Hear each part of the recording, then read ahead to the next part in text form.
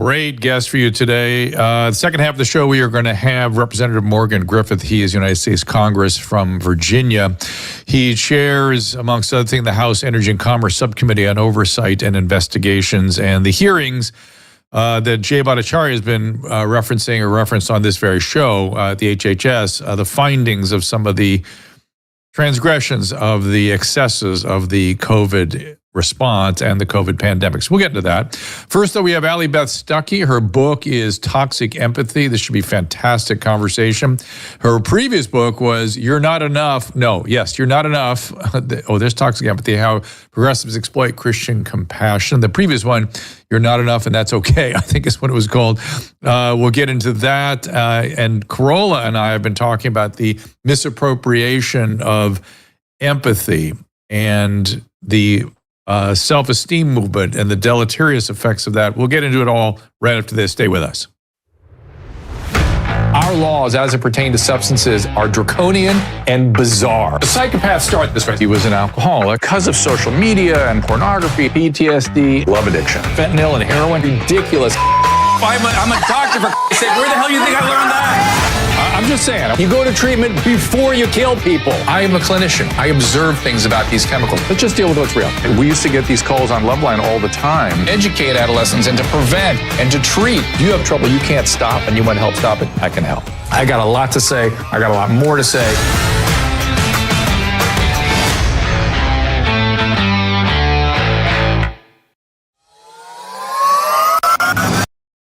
Joint and muscle pains are exhausting and frustrating, but I've got a over-the-counter medication I want to introduce you to that provides great relief using the power of, check it out, chili peppers. Capsidin is made with a proprietary formula that contains no non-steroidal anti-inflammatory agents, no opioids, no anesthetic or steroid, nothing, no chance for addiction, no side effects, no chance it's going to interact with other medication you might be taking. Capsidin contains capsaicin, which is the substance in chili peppers that burns your tongue. That gives you that burny feeling.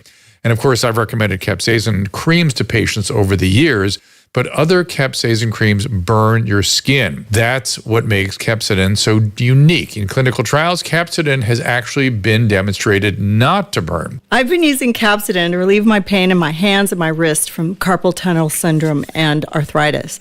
The results have been amazing. I use it every day during my show, and I highly recommend it. Get the pain relief you need from various sources, even backache, sprains, bruises even. Order now at capsidin.com/Drew to get a 15% discount plus free shipping. That is CAPSADYN, capsidin.com/DREW. As I said, in about 45 minutes, we'll have Representative Morgan Griffith in here. You do not want to miss that. You can follow him, morgangriffith.house.gov. But first, we're going to talk to Allie Beth Stuckey. Her new book, Toxic Empathy, is on the New York Times bestseller list. Toxic empathy is a great topic for me. You can follow Allie at Conserve Millen. Think conservative millennial. Conserve MILLEN. Allie Beth Stuckey. Allie is spelled ALLIE. Stuckey STUCKEY. AllieBethStuckey.com. Her podcast is called Relatable. You can get it all the usual places. And she's Allie Beth Stuckey on YouTube. Again, that's STUCKEY. Allie, welcome to the program and congratulations on New York Times bestseller. Well done. Well, thank you so much. Thanks. It's an honor to be here.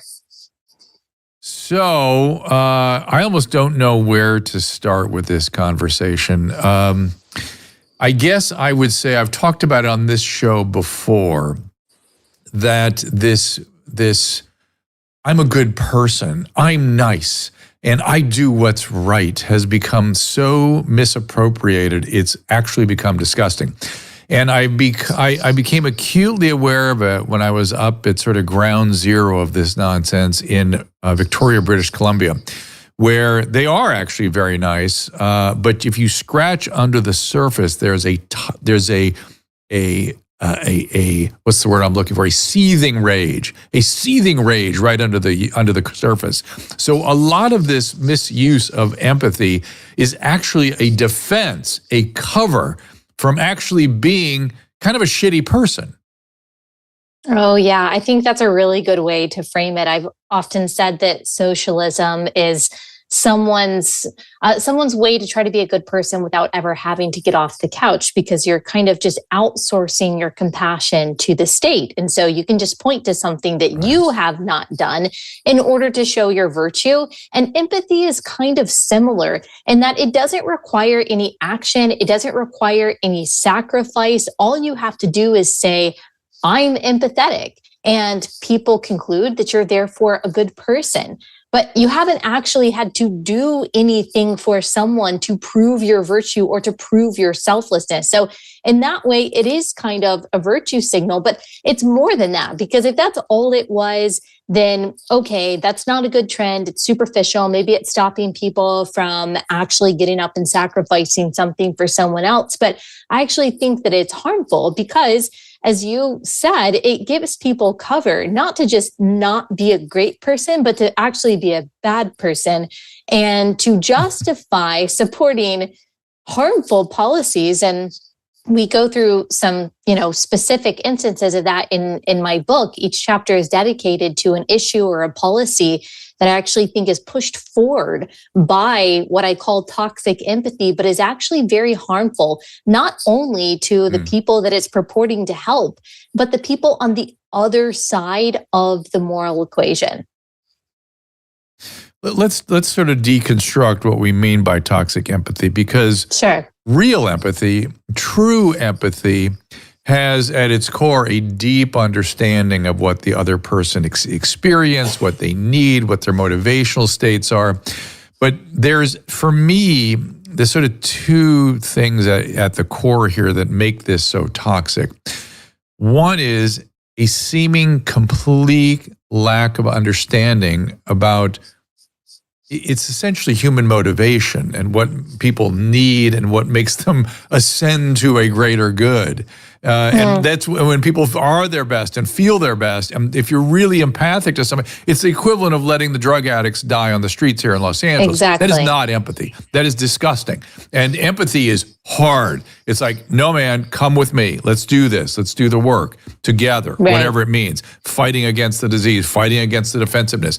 But it is sort of toxic empathy lacks an understanding of human need and human motivation. Is that about right?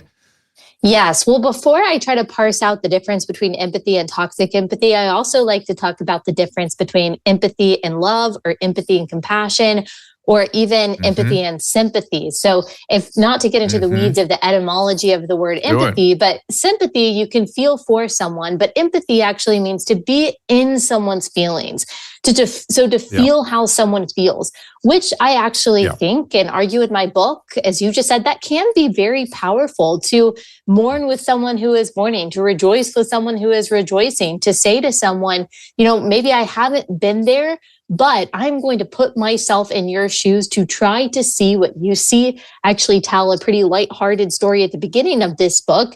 I'm a mom of 3, and one day I was traveling by myself and I saw this mom struggling to get her luggage and her stroller and her toddler all to her seat. And I could see that she was on the brink of tears. And so because I'm a mom that has been there, I have been in her shoes, I have struggled in that way, I not only noticed her, but I knew exactly what she needed because I had been in that situation and I knew what I needed. And so I was able to very easily help her and to alleviate a burden because I had felt how she felt. That propelled me to really love and serve her in a way that I would want to be loved and served. And so empathy can motivate us to doing something that is actually good. But I do argue that empathy in itself is not necessarily good. Empathy in itself is neither good nor bad. Empathy in itself is just neutral.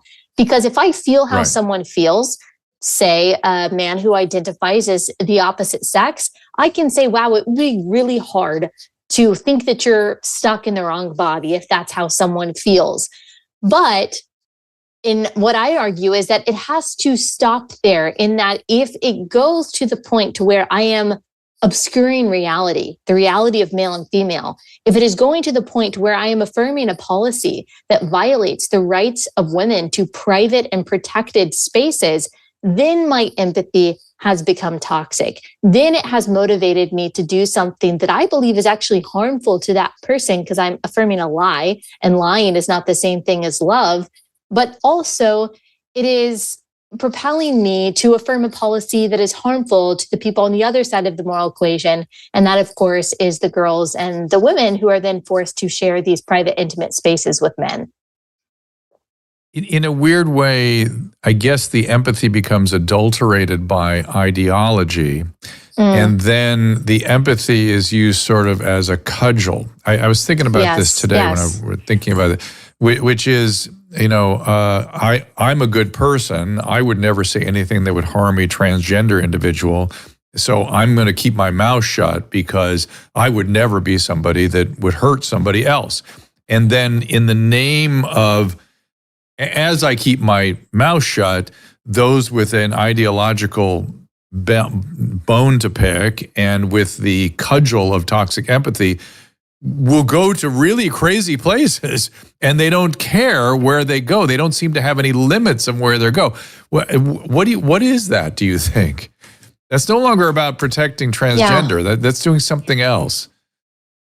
Yeah, you're absolutely right. I like what you said, that ideology kind of adulterates empathy, but I argue that empathy has to be in submission to truth. I'm a Christian, and so I believe that absolute truth, moral truth is found in scripture, but it also has to be in submission to observable reality, biological truth, factual truth. For example, if my child comes to me and she tells me, "Mom, there's a monster in the corner of my room," I could empathetically say, wow, that must be really scary. But it would not be loving for me to affirm her fear, to say, yeah, you're right. That probably is a monster. Go back to bed. The loving thing to do is to go into her room, to turn on the light and say, baby, that's just a pile of clothes. That's not a monster. But today, when it is unpopular to turn the lights on and to tell someone that the thing that they fear or the thing that they've constructed in their mind, the narrative that they are following, isn't real, it's just the proverbial pile of clothes, when it's more popular and it's considered more loving and more righteous and more empathetic to tell someone,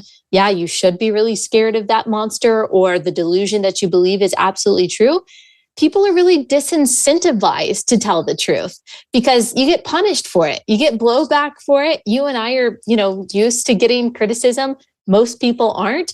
So when you can just say, well, I'm just being empathetic by affirming something that you don't know is true, for example, that a man can become a woman, well, most people are going to fall in line. But I also see how seductive it is to go, I would never, if that's what they say they need, then I'm an empathic person.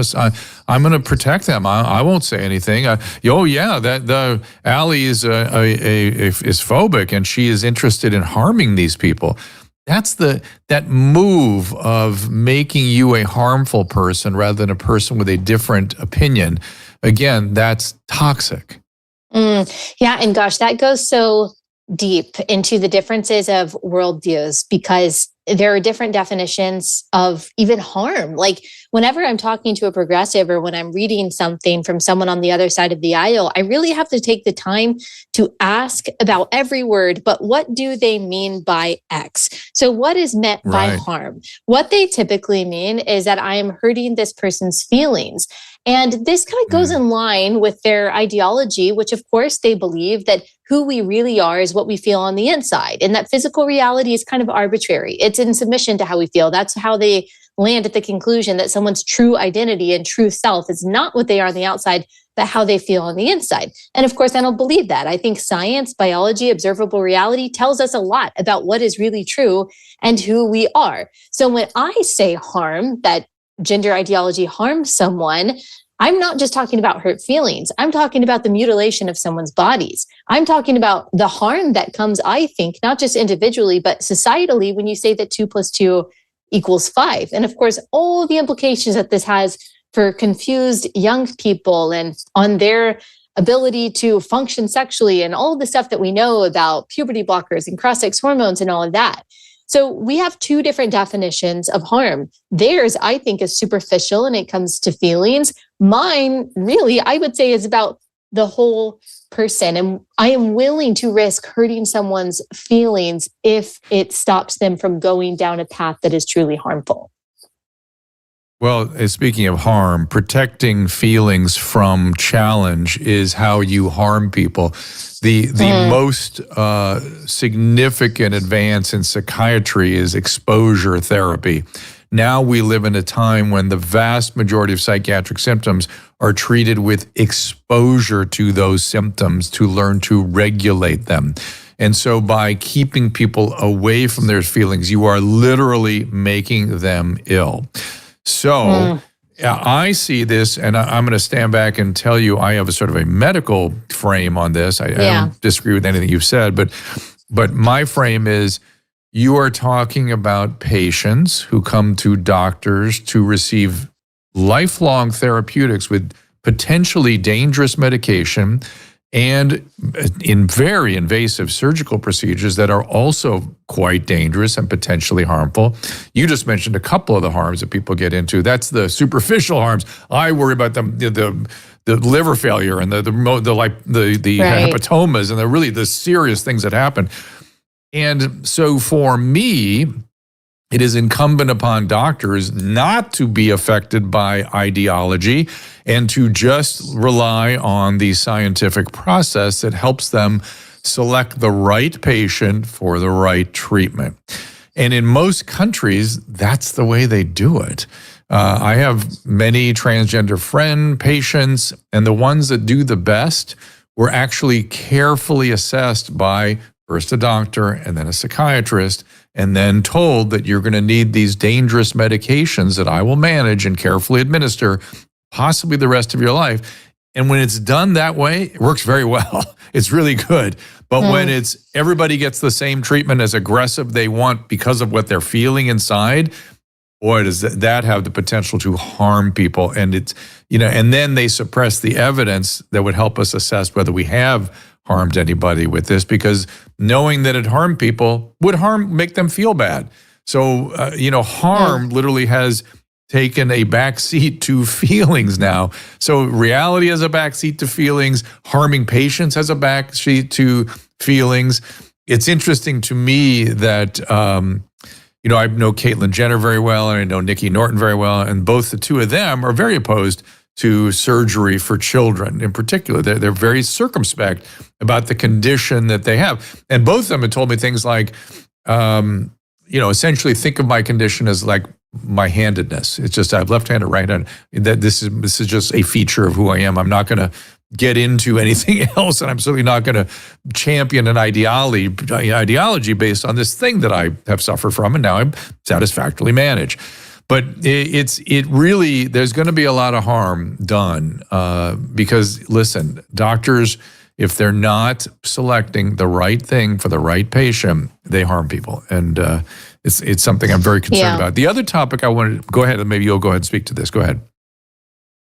Yeah, I just wanted to also point out that it not only harms the very people that I call them empathy mongers, say that they're trying to help, but it also, when we're talking about the gender issue, and in the book, I talk about abortion, I talk about gender, I actually talk about sexuality, justice versus social justice, and illegal immigration. So this is just one of the topics that I get into. But one of the features of toxic empathy is that it blinds you to or purposely ignores the people on the other side of the moral equation. And so they will force you to only look at the person that they hoist up as a victim. But gender ideology doesn't just harm those people, it harms the people on the other side. So it harms the young girl, Peyton McNabb. I had her on my show, who is the young 17-year-old volleyball player who played a volleyball match against a boy who identified as the opposite sex, and he spiked the ball into her face. She is still dealing with paralysis from that,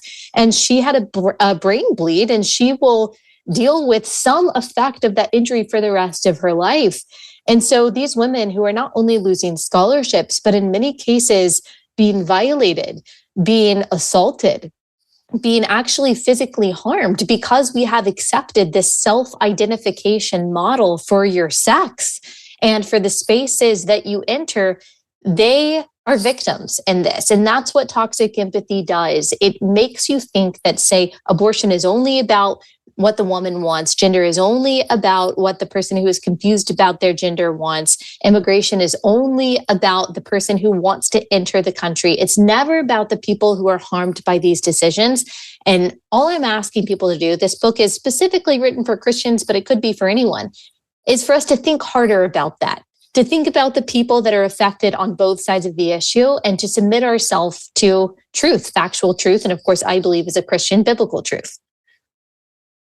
Do you have a specific sort of prescription for getting the scales back?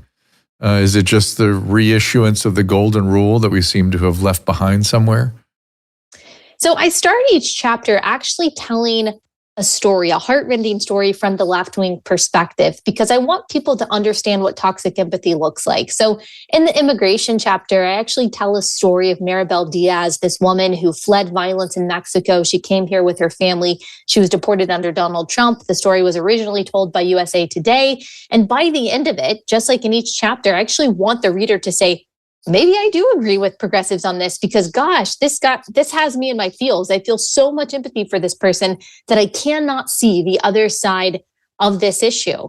But then what I do is I tell an equally heartrending story from the other side. So in the same chapter, I tell in great detail the story of Kate Steinle, who at 32 years old was shot in the back by an illegal alien in San Francisco. Her last words were, "Help me, Daddy," as she breathed her last breath. This person had been deported several times and had committed violent crimes, but San Francisco's sanctuary city policies shielded him. And that was a preventable crime, and yet she died. And so I do the same thing in every chapter, because I want people to understand that, yeah, you're only hearing this heartrending story from the progressive perspective about this one person, but let me shift your focus to the person on the other side of this.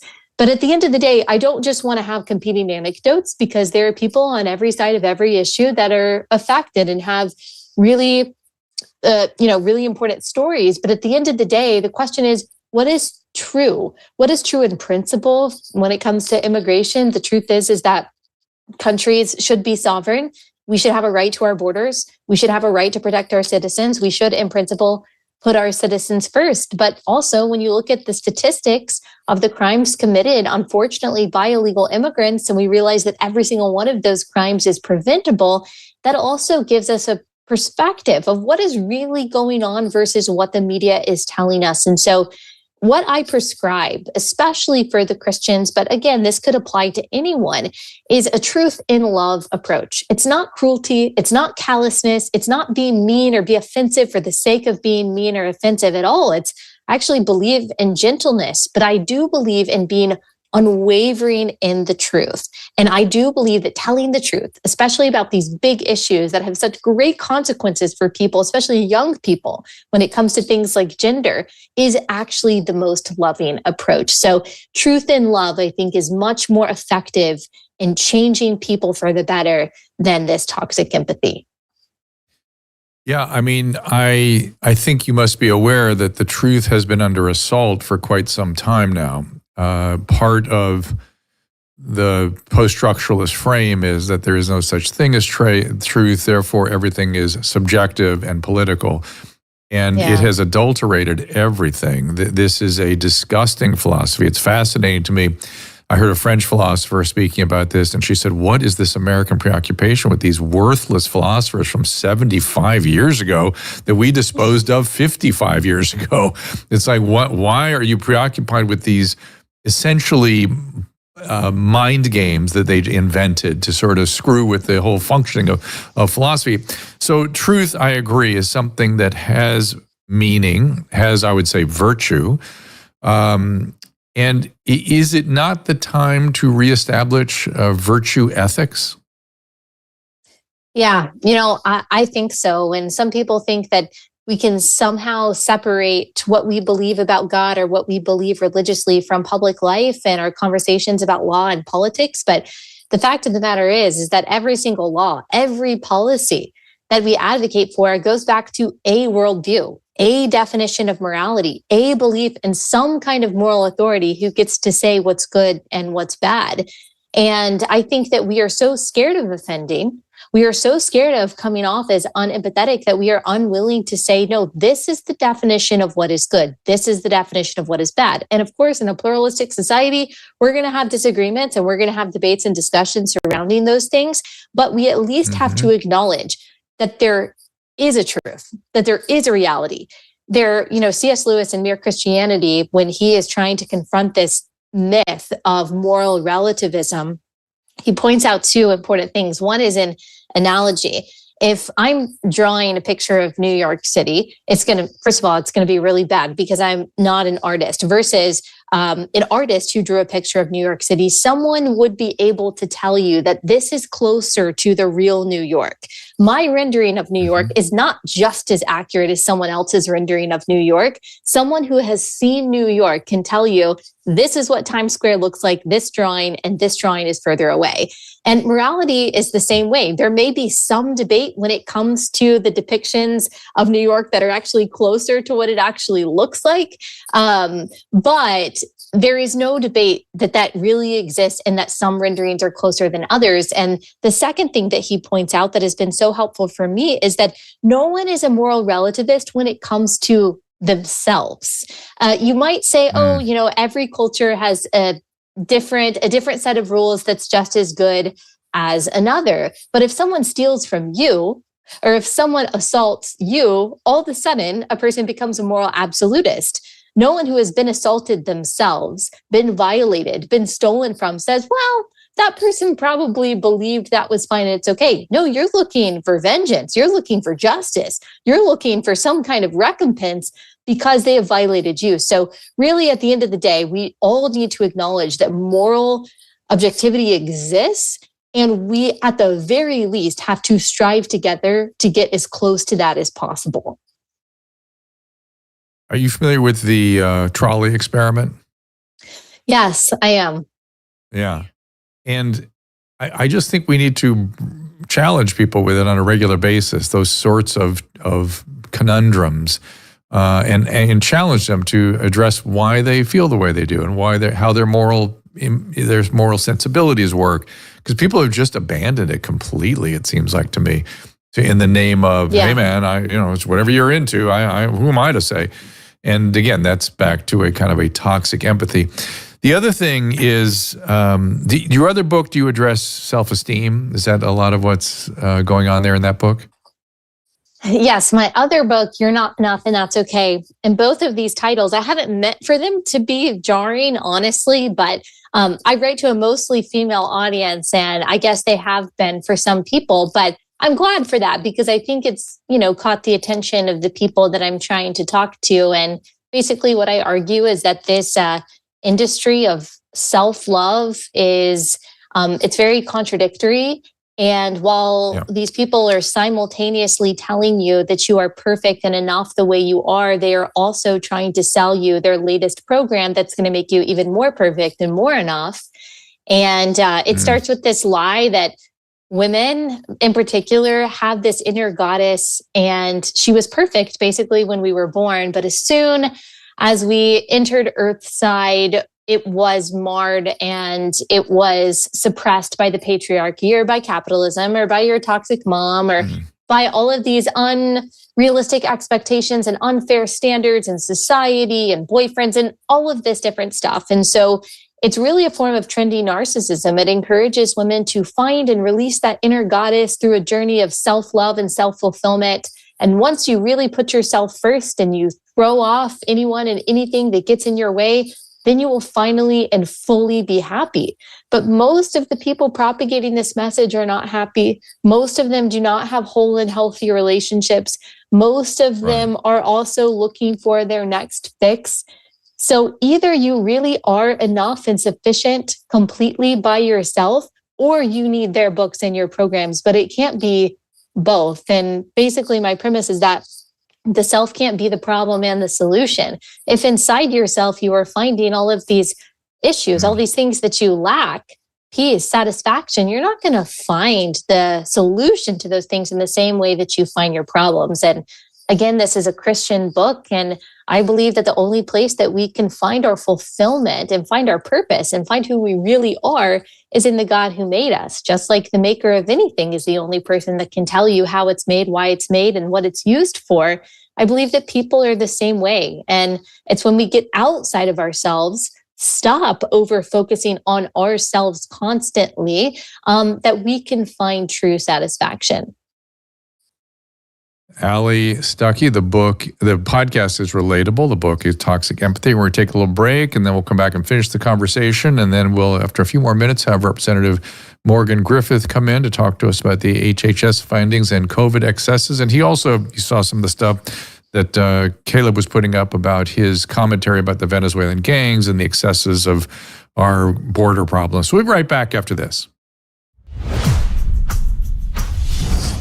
Wellness Company knows that taking charge of your family's healthcare is a top priority, and being rationally ready, and who knows what the future will hold for us. Now TWC has a service to cover your family's medical needs, including and especially prevention. For just $100 a month, the One Wellness Elite membership includes 2 free medical-grade nutraceuticals per month, free prescriptions for over 800 of the most common medications, access to concierge telemedicine, available at a moment's notice, and a 15% discount on all supplements and the emergency kits. 15% off the emergency kits. That's quite a saving. So if you're spending $100 or more on supplements and meds every month, this plan will already save you money. If you sign up for a year, you'll save $200. And when you use the link, drdrew.com/TWC, you'll get 10% off the first payment to the One Wellness Elite membership. Check out One Wellness at drdrew.com/TWC and get 10% off your first payment. drdrew.com/TWC. It's all there. I want to teach you about pharmacogenomic testing. This is changing the way we approach healthcare. By analyzing a patient's genetic profile, pharmacogenomics helps physicians personalize drug treatments for more effective results. First, it enhances medication efficacy by predicting how a patient will respond to a specific drug, reducing the trial and error process, especially in mental health care. For example, it can guide the choice of various medications to minimize side effects and improve outcomes. In the long run, pharmacogenomic testing leads to cost savings. It shortens the time to find the right treatment and avoids expensive side effects. It also supports more personalized care, helping physicians make better decisions and ensuring that treatments are tailored to each individual's unique genetic makeup. Test simply requires you to swab your cheek, then you send in the sample to our lab. Discover the power of personalized medicine with pharmacogenomic testing. Tailor your treatments based on your unique genetic makeup. Reduce trial and error, avoid side effects, find the most effective medication for you. Take control of your health today. Go to drdrew.com/checkgenetics. That is drdrew.com/checkgenetics. I'm excited to bring you a new product, a new supplement, Fatty. I take it. I make Susan take it. My whole family takes it.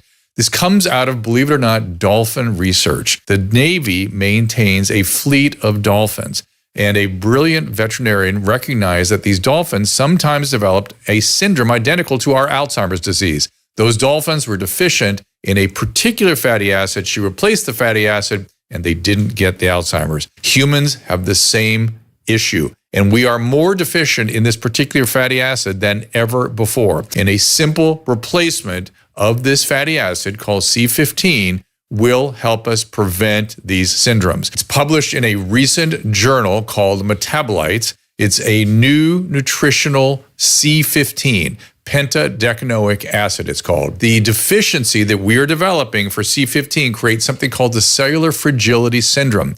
This is the first nutritional deficiency syndrome to be discovered in 75 years and may be affecting us in many ways, and as many as 1 in 3 of us. This is an important breakthrough. Take advantage of it. Go to fatty15.com/Dr. Drew to receive 15% off a 90-day starter kit subscription, or use code Dr. Drew at checkout for that 15% off, or just go to our website, drdrew.com/fatty15.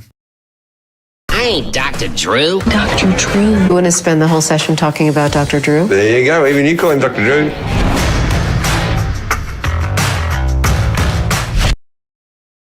And And we have some Paleo Valley news. They've introduced a new variety of grass-fed and finished beef bone broth. It is becoming a favorite in this household. It is the salted caramel, like the chocolate, the vanilla, and the unflavored. It is just delicious. It is low calorie, made from bones, not hides. It's a source of collagen protein, and as I said, low in calories. Susan and I use it both for a midday boost, for a guilt-free treat, it helps manage appetite. It's very satisfying. Sweetened with monk fruit. Scooping some into your coffee, milk, smoothie, a great way not to overeat and get that protein source.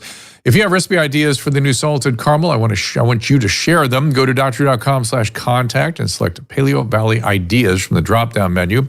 Stock up now for the holidays at drDrew.com/Paleo Valley for 15% off your first order, 20% off when you subscribe. And let me reintroduce our guest, Allie, Beth Stuckey. The podcast is relatable. Yes, Susan said, what about the emergency kit? I want to show you something. That's her book, Toxic Empathy, but I got to show you this. I was kind of excited about it. This is the new, they call it the field emergency kit from TWC. This is, yeah, I know. You wish you had that at Special Forces. This is serious business. This is serious business. This is when you really need it. If a fire or a bomb, whatever, this thing will survive all that. This is amazing. I don't know that factually, but it feels like it would. What's inside? Everything. It's including EpiPen, everything, with all the really emergency stuff we recommend. Things together in one big It's pretty much everything we provide all in one place. So you can get the list out, if you want. It is the. Or open it. We're in the middle of middle of a conversation. I want to get Allie Beth Stuckey back in here. I'm dying to know. AllieBethStuckey.com, STUCKEY. On X, it's Conserve Milen. It is Allie Beth Stuckey on YouTube. So before the break, we were talking about toxic empathy, obviously. And one of the things that we had promoted was talking a little bit about how the empathy that you point out so vividly in one of your case studies for the immigrant does not take into account the effect on people that become perhaps victims or affected. And Laken Riley's killer, convicted. He was in the U.S. illegally. And yet here's a young woman who's dead. And there's only empathy for him. How does that work? Or is just what comes with the territory? You have to break a few eggs in order to make an omelet. Is that what we're supposed to believe here? Or can we stand back and go, hang on, there's realities to the human condition. There is such thing as truth. There are things we must do to maintain a country. There are ways to maintain safety and well-being. And there's a rational approach to a border that things that call countries must maintain. And that's that. Yeah, you're absolutely right. Now, I think a lot of people that actually are okay with illegal immigration because they think maybe it helps the progressive side of things. They'll be able to grant mass amnesty one day and they'll be able to vote Democrat and secure Democrat dynasty forever and ever. I don't think it would even shake out that way when you look at the exit polling and the demographics from the last election. But regardless, I think that they probably are thinking what you just said. You got to break a few eggs to make an omelet. And, if someone like Laken Riley has to sacrifice her life for us to basically reformulate the power structure in the United States and change the demographics to secure progressive power, then that's what we are going to have to do. And so I'm not sure that they would actively and overtly show empathy for her killer, but we certainly see a lot of ignoring from the progressive side of this. I mean, obviously, when we saw George Floyd die, or when we even saw the person Jacob Blake be shot in the back by a police officer, it's not like Democrats don't know what's going on in the news. I mean, there were black squares posted. There were all kinds of memorials and public displays.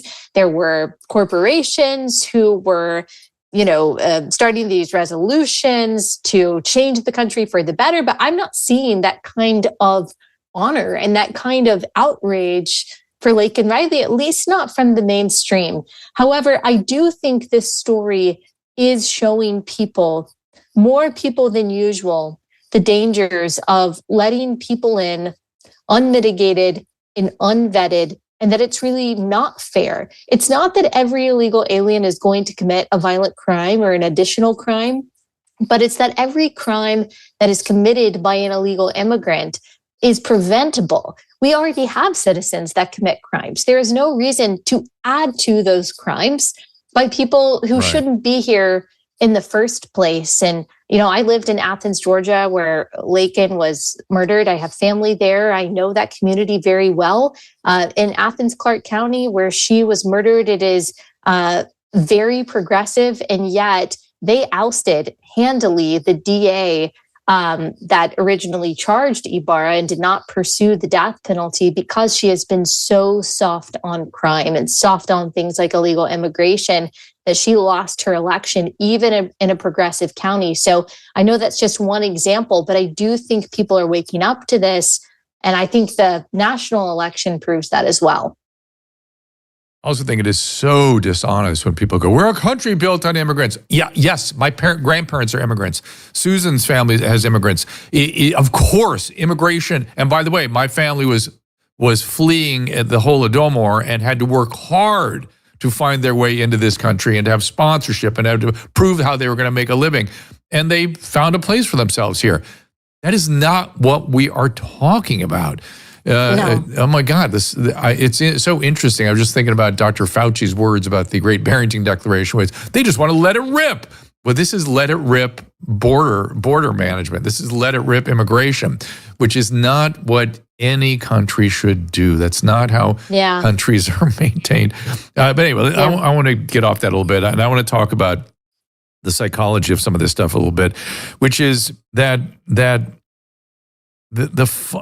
you base a lot of your principles in a particular theological frame.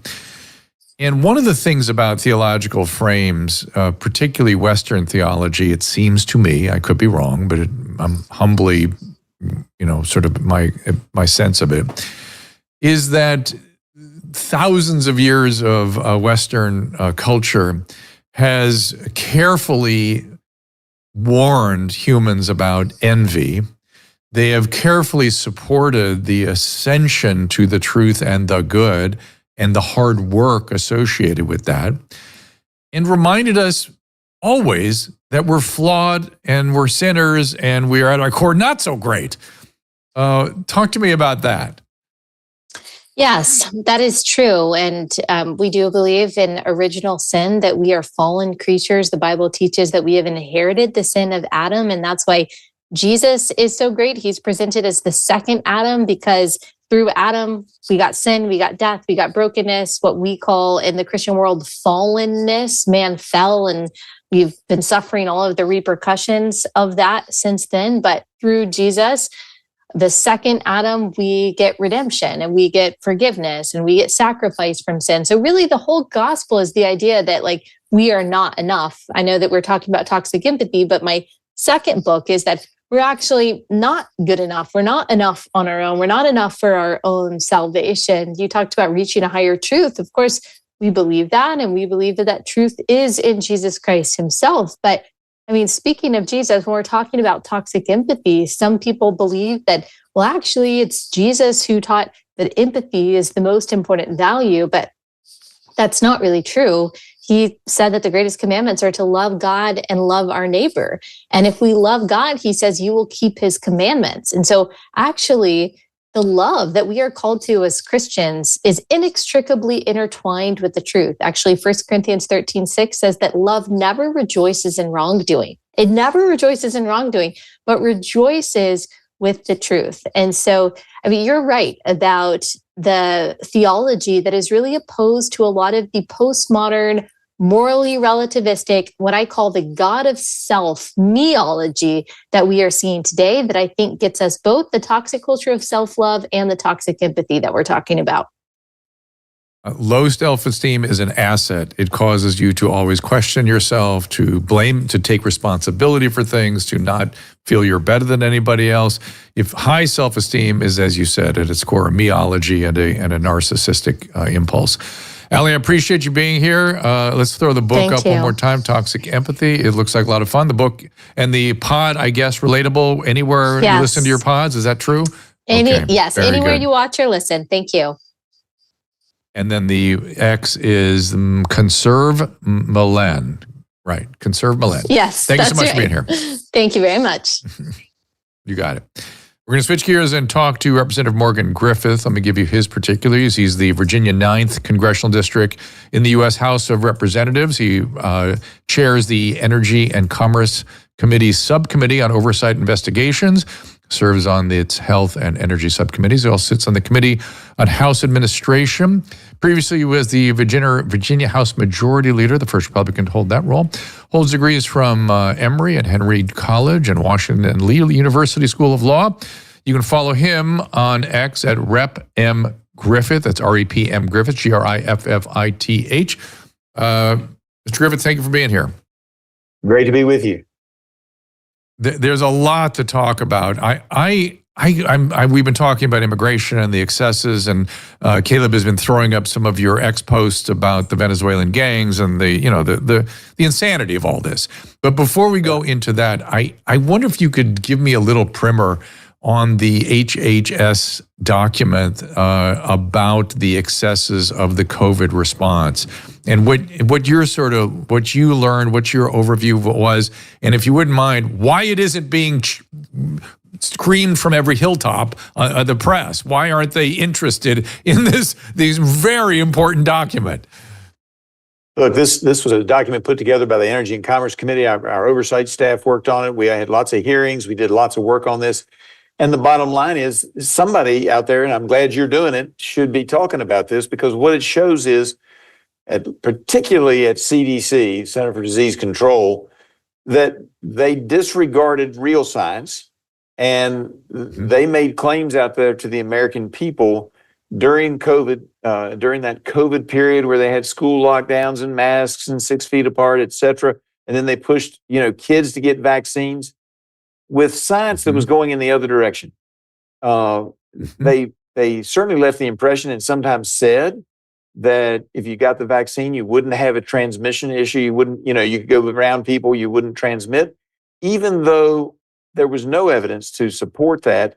They would claim that they built on, studies that showed that people who worked with people with COVID and had the vaccine didn't get it.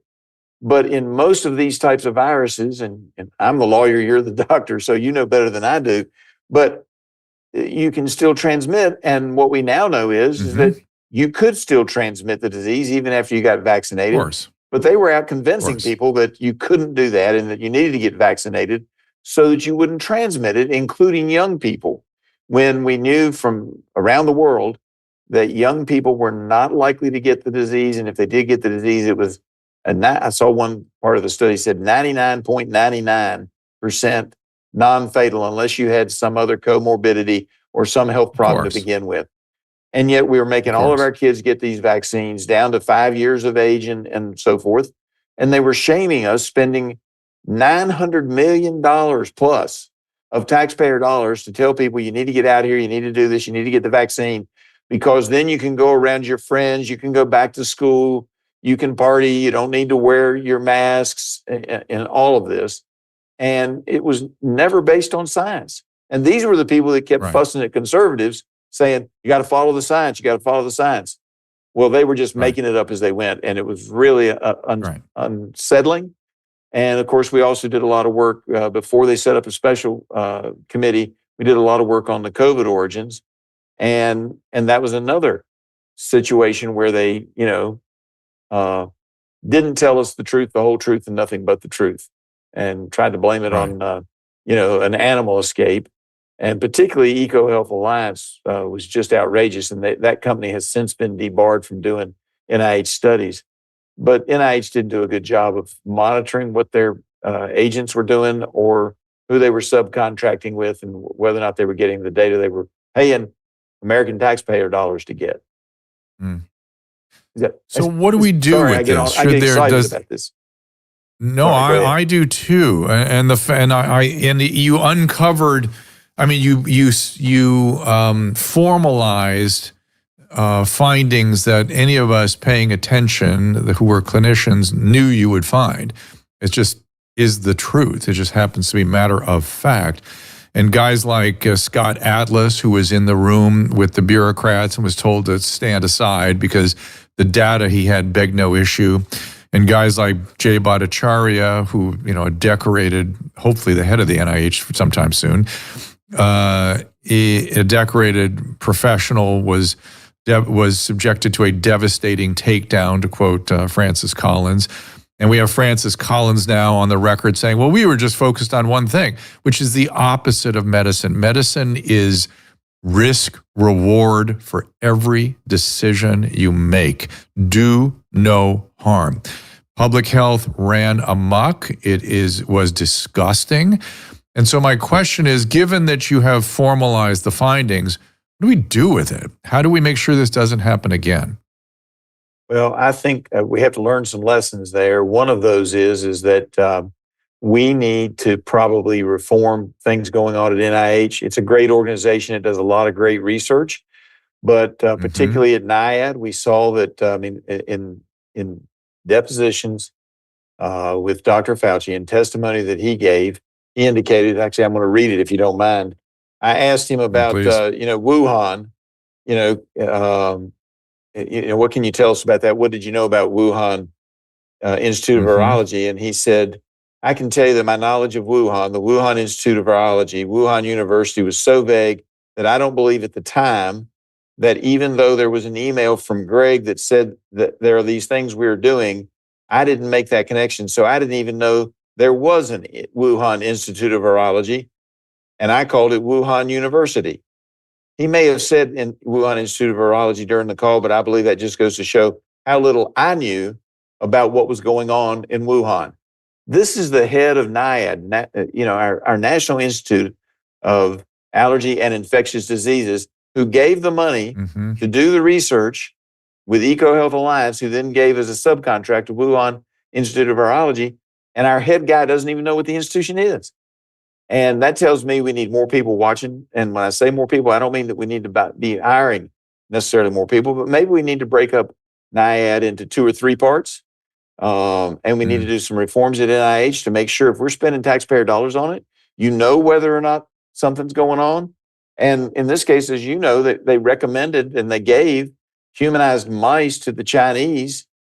So, and Fauci would later say in one of our depositions that, well, we didn't pay for anything related to gain of function or what we would call gain of function, where it's dangerous pathogen. But maybe the Chinese were doing something with it. And that's a paraphrasing. But he said that. Yeah. And that's what I have always believed, is that we gave them all the tools to go and start playing around with things. And I believe it was a lab leak. I believe they inadvertently let this stuff get out. And that's why so many of the doctors there died. And the animal theory might have made sense in early 2020, but by late 2020, there was no indication that you would see normally in an animal transmission. Right. There was no evidence of animal transmission, but they still insist, to this very day, they insisted, well, maybe something happened. It wasn't us. And there really wasn't likely to be a lab leak. Even Fauci still maintains that based on the genetics, it didn't really look like a lab leak. But he doesn't know what was happening in a level 2 lab. And as you know, it should have been level 3, higher level of security. And they were doing all this in level 2. And he wasn't paying attention to what was going on with the grantee or the sub-grantee, but he was the head of the agency. What's the point in having the head of an agency who's been there for 30 some years if you're not got an expert who's paying attention to everything that's happening in his department? Maybe not day to day, but certainly over a course of years, he ought to have known what the Wuhan Institute of Virology was before a deadly virus breaks out. You certainly should be at least vaguely aware of what we're handing to an enemy, it seems to me, humbly. And as you mentioned, you're not a doctor, I'm not a lawyer, but you're a lawyer. And so I'm wondering if this doesn't reach a level of gross negligence that suggests a legal liability to it. I'm not sure that I would make that statement just because I haven't studied gross negligence recently enough. I've been in Congress too long, but I would submit to you that I do believe that EcoHealth Alliance was grossly negligent. They were late in turning in their reports to the NIH. They did not get the information that they paid for. with our taxpayer dollars from the Wuhan Institute of Virology, and they weren't paying close attention to what they were doing. And in fairness, it should have been, in my opinion, it should have been in a level 3 lab, and somebody, whether it was the government or EcoHealth Alliance, one of those organizations should have insisted that they upgrade when you're dealing with a virus that is a respiratory virus and has, if anything happens, has a high likelihood of causing significant amount of disease, if not death, should have been in the level 3 lab instead of level 2. So I would say, Of course. I would say roughly that yes, I would think that at least EcoHealth was grossly negligent, and perhaps NIH was too. And I just want to frame it, if you don't mind. I was watching the Martha Stewart Netflix documentary yesterday, and she was put in prison for saying, I don't remember. I don't remember. Yeah. Nobody was hurt. Nothing happened. She sold a stock. She went to prison. I don't remember. Excuse me, but I think we have something a little more serious going on here. It's so gross when you put it in that frame. It's just like, you've got to be kidding me.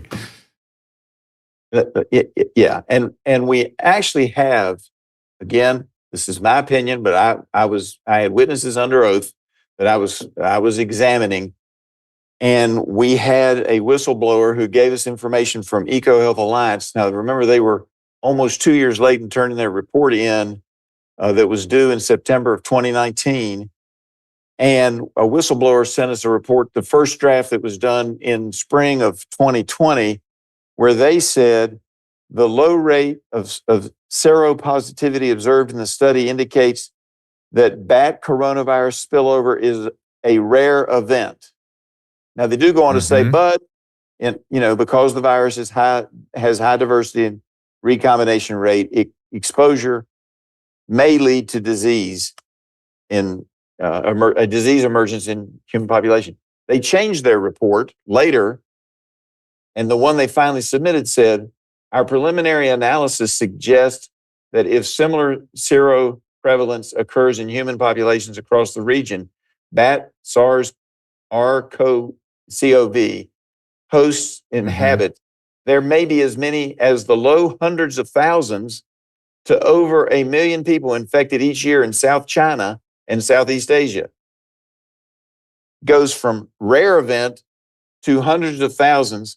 And when I cross-examined Dashak, who was the head of the CEO of EcoHealth Alliance, EcoHealth, I had him first in transcript in late last year.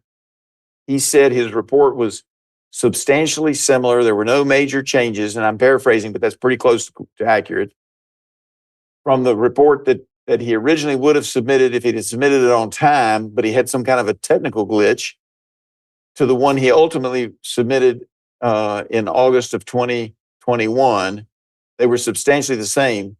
And when I confronted him with rare event to as many as 1 million, he tried to argue, in essence, they were a substantial, well, that's substantially the same. I don't know about you. Oh my gosh. Doctor, but wow. To me, rare event to nearly 1 million people, that's not substantially the same. That's a huge difference. And it looks like they were trying to cover up the fact that they made a mistake, and they didn't realize that they were dealing with a dangerous pathogen, although they should have. I mean, again, I'm not a doctor, but most of my doctor friends tell me if you're dealing with something that can cause a respiratory disease, you're dealing with fire, you're playing with fire, and it should have been in a level 3 lab, and none of these people were paying attention to that. And it was a disregard for human life. And when you add that with if it meets the legal standard of gross negligence, you do have liability then. Yeah. Look, if I was running a hospital ward or something, or running a program where something about my supervision rose to a level of absolute, way outside of the standard of care, was negligent, yeah, there's liability associated with that always. So again, I hope you'll, as this evolves, you'll keep us posted and let us continue to push out the information or help you if there's any way we can. Is there anything you'd like? We've got a lot of people on X listening today. Is there anything you want people to know about this report, or that you'd like them to do in response to it? Well, it never hurts to, and hopefully we'll have some reform at CDC too, because they really, as far as dealing with the public, they had a number of missteps during COVID. Everything from the initial testing Ridiculous. to, Ridiculous. picking 6 feet out of nowhere to mandating masks to closing schools, all of which were detrimental Mandating to our vaccines. family. Mandating vaccines, Yeah. telling people that it would stop the transmission. Indicating that you want to make sure they were your wrong on 6-year-old doesn't everything. get the disease. I mean, it was just they were wrong on lots Look, of stuff. Redfield has been actively falling on his sword. He's been doing a good job on talking about where he went wrong and correcting course. Yeah. Well, but even after him, they doubled down and went further. And Yes, they did. Yes, they did. And they weren't basing it on science. They were basing it on what I think they thought. I don't know whether they were driving the administration or the administration was driving them, but it was not based on science. It was based on some kind of gut feeling. And of course, the report makes the allegation that part of the school closings was because they were back channeling Walensky, who was the head after Redfield. Walensky was back channeling with the American Federation of Teachers head, and that the American Federation of Teachers was maybe directing medical policy in this country as opposed to our actual medical experts. And that's not appropriate. And so just have folks write their congressmen, write their senators and say, we got to have reform. We need reform at CDC. We need reform at NIH, at NIAID, and we can get into FDA later, but FDA at least did a little bit better than these other agencies. A little bit. We've been following that. We've been on their tail a bit too. So I want to talk about the border a little bit too before I let you go. But before we switch topics, did you figure out why the military took over and the national security took over so much of the decision making from the original infectious disease pandemic preparedness plan? I don't know the answer to that. I wish I did. And obviously the problem is the very people who were claiming that, we're supposed to follow the science then chose not to follow science and made a lot of decisions based on criteria that are hard for me to understand. And so we've got to make sure that, I understand when you have an emergency situation, sometimes you have to do things quickly, but it just kept dragging on and on and on with decisions that clearly were in violation of a good science and good standards, good medical and good scientific standards. I mean, even FDA talked about it doesn't, we don't have any evidence of transmission being affected, but CDC started implying that it did.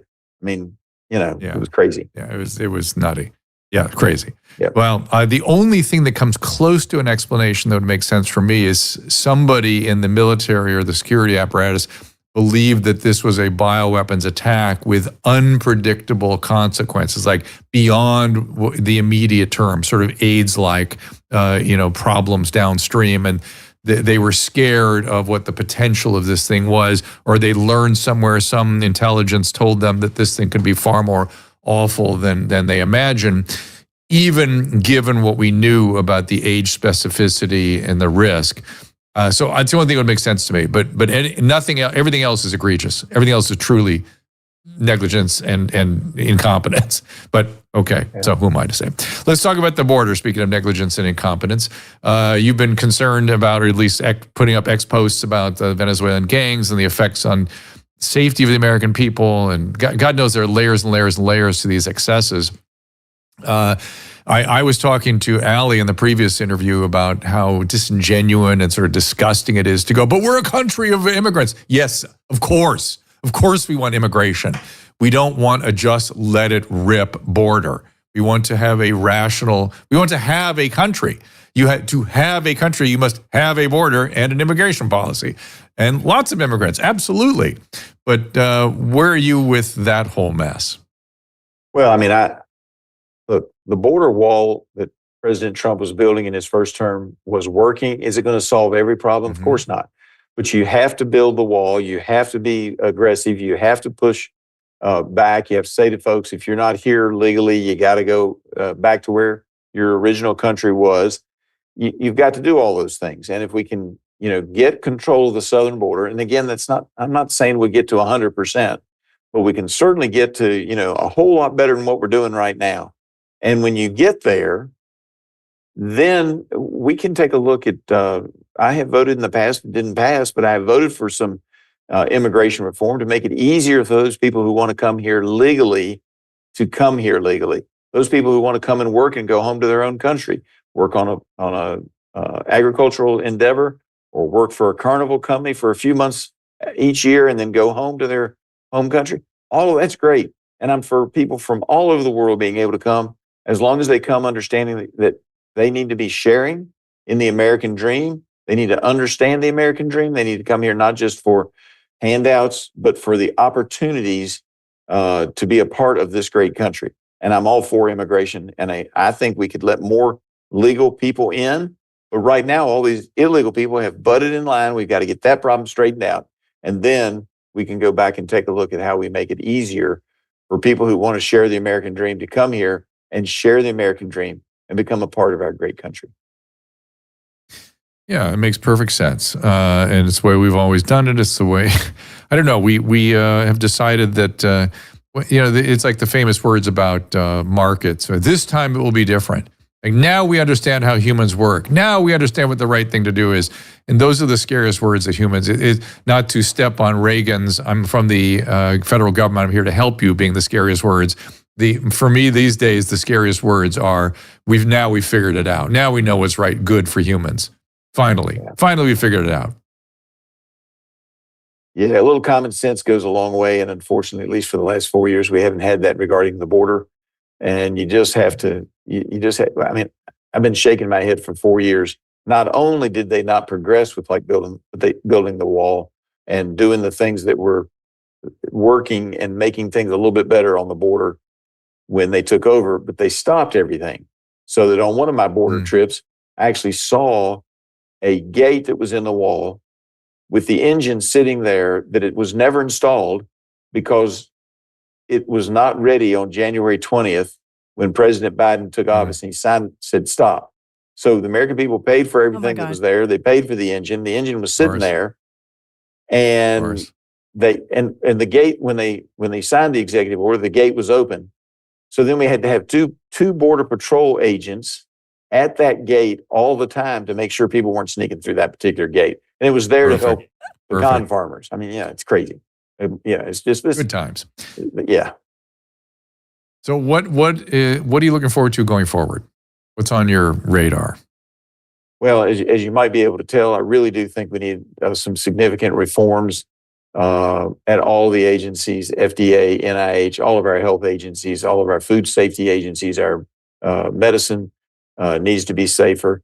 And I've got some ideas there that will hopefully get fleshed out in the next term.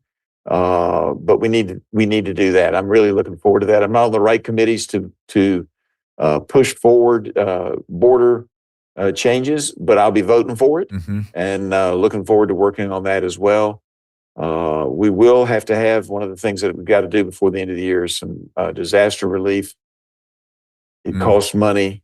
We're going to try to do the best we can, but the states that got hit by Helene are just devastated, and we're going to have to help them out a little bit. And finally, in terms of actuating those changes to the health agencies, are you going to help us get RFK Jr. in a position of authority there so we can start to dismantle the corruption?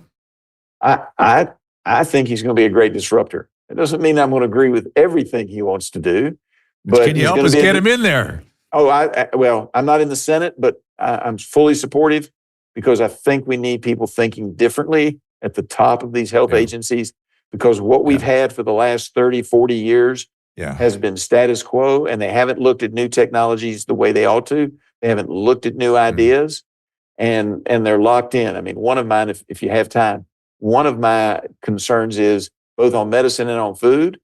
They want to have people who have, all kinds of expertise to go in and do the inspections. And that's great once you've identified a problem. But in almost all of the places where we've had problems, there's been water standing in the facility. You don't need somebody who's got an advanced degree to go, you got stagnant water on the floor in your facility. You might not be able to be making baby formula. You maybe ought not be doing beef. This is USDA in that case. You might not be doing sliced turkey in a facility that's got, water that's standing around. You're just asking for trouble. Same thing with New England Compounding Company. So let's get some, instead of, hiring, we want to have some people out there, but I actually proposed on foreign inspections. I proposed this to some of the folks who came in to testify. Why not have a traveling program where, somebody that's just graduated from college goes and spends 2 years. And I understand they're not going to be able to test whether our medicines are being made safely in India and China, but give them a 2-year program where you pay them a small amount of money and they get to travel to India or China or some other part of the world. And their job is to go and see if they're burning records in a barrel out back, that happened, whether there's water standing around, whether there's feces all over the walls of the bathrooms in the facility making medicines that you and I are ingesting. And you know what? Doesn't cost you so much money if you do it that way. And then if you see something where there's a problem, then you can send in your Top Gun experts with all the credentials to do an analysis of whether or not they're making the medicine right. But step one, see if the place is clean. That would be a big improvement. Oh, Congressman Griffith, you're so picky and so extreme in your opinions. How dare you? It's like again, return of common sense. For years, I was saying I wanted to form the Common Sense Party, but I think common sense has reemerged. Well, listen, we appreciate you sharing your thoughts here with you. We are grateful for the work you have done with the HHS committees, and I hope you'll come back and keep us posted and let us help you deliver the messages wherever they need to be delivered, and help you out in any other way we can. Thank you, and I'd love to come back anytime. You got it. Representative Morgan Griffith, thank you so much for joining us. You can follow him, Rep. M. Griffith. And for us, coming up tomorrow, Susan, you have your show at 3 o'clock. Very special, super special guest coming in. We can't tell you because then the psychic Colby Rebel will be here. She's my psychic medium du jour. And we're going to be Susan's very live particular about not exposing the possibility of doubt. So she doesn't let the psychic. Guest is a little skeptical. Right. So Good. if I said, we announced it the day before, and then she will be like, well, they could have Googled that. Right, so. Exactly. All right, Claire Craig coming in tomorrow. After she is in the UK, and Jessica Rose, I think, is in Israel or something. So we're going to do our show at noon tomorrow. It's a very, it's a 1-2 powerful punch. There's a lot going on. Andrew Gruel is coming back with Wilkinson. We have Justine Bateman coming on December 10th. That'll be a lot of fun.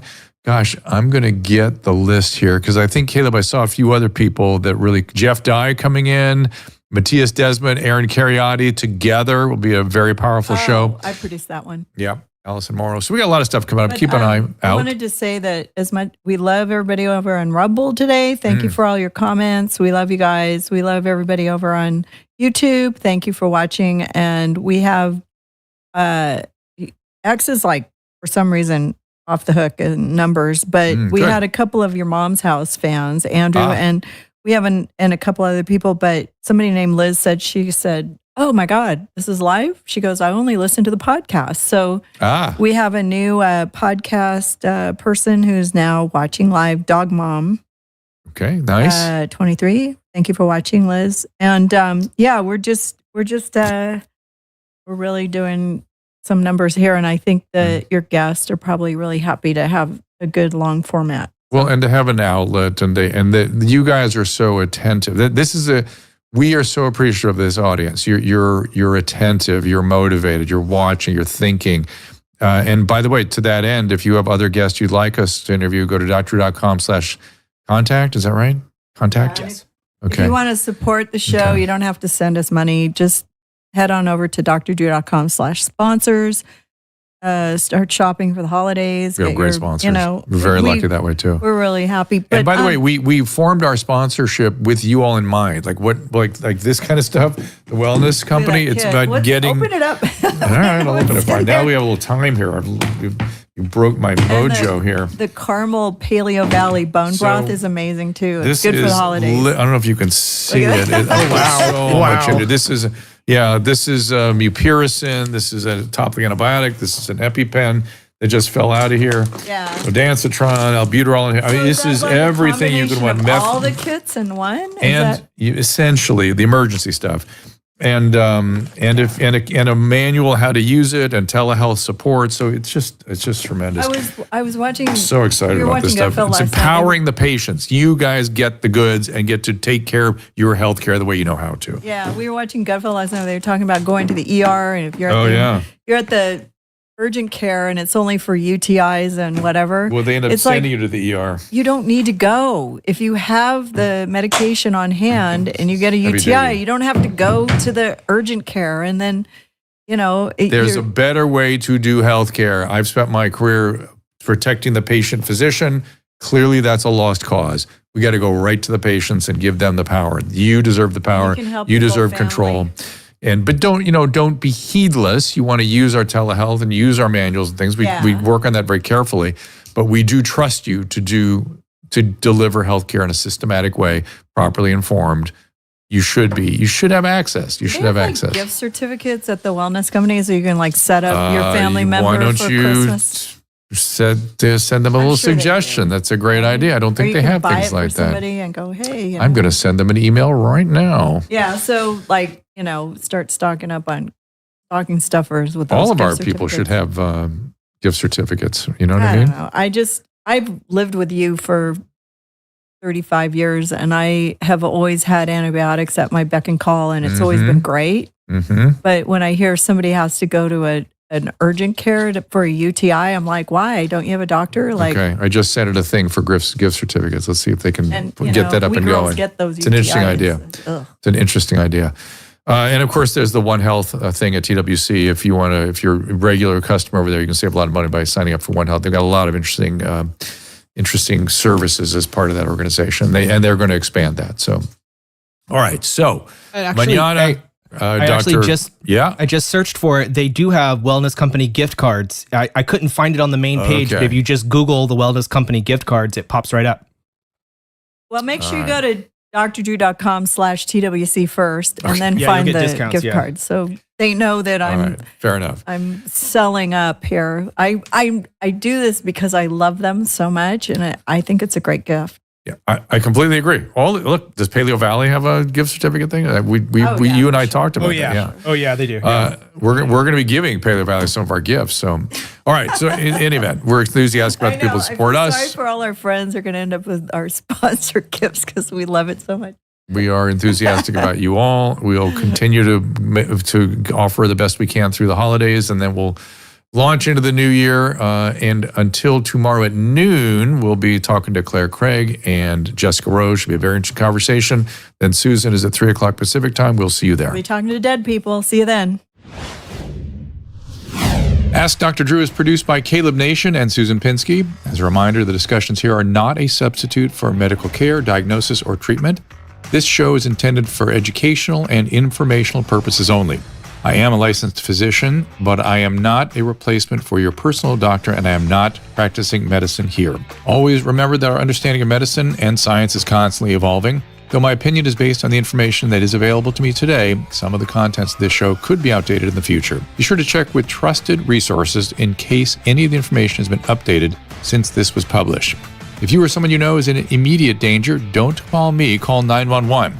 If you're feeling hopeless or suicidal, call the National Suicide Prevention Lifeline at 800-273-8255. You can find more of my recommended organizations and helpful resources at drdrew.com/help.